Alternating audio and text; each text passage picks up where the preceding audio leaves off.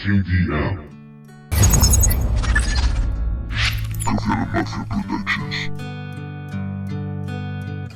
Escucho al universo susurrar, tirado en mi lecho y descansar. Qué duro es el trabajo por acá. Estoy a 1.000.000.000 de años luz de terminar. El camino se muestra al andar.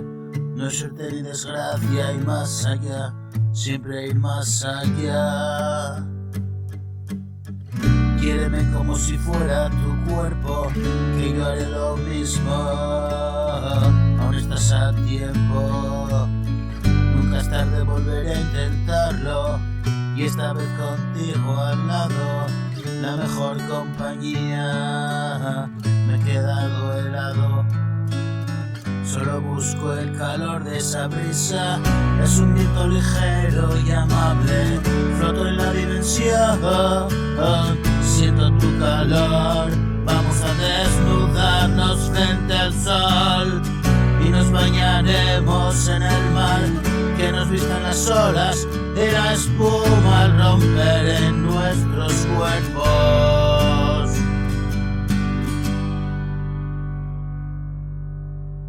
Quiero descansar sobre la arena, acariciando tus curvas y esperar a ver a la luna, dibujando sus reflejos con su pluma sobre nuestra piel. Bendita noche de miel, ya soy capaz de ver entre dos realidades contrapuestas esa línea intermedia que se abre ante mí.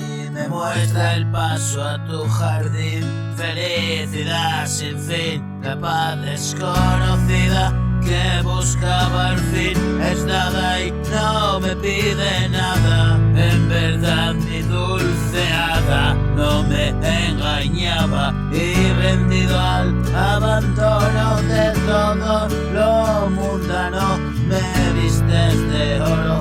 No hay dolor, se terminó el espanto y venció a la muerte. Y venció a la muerte. Entre tanto llevo siglos intentando explicarlo, pero hay que vivirlo. Imposible es entender y hay que morir para ver, y ver es revivir, y nada tiene ya que ver si la materia se disipa.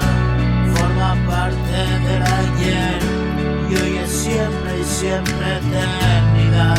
Es el descanso de verdad y mi cabeza piensa ya con claridad en la tuya y todo lo demás. Escucha el universo susurrar.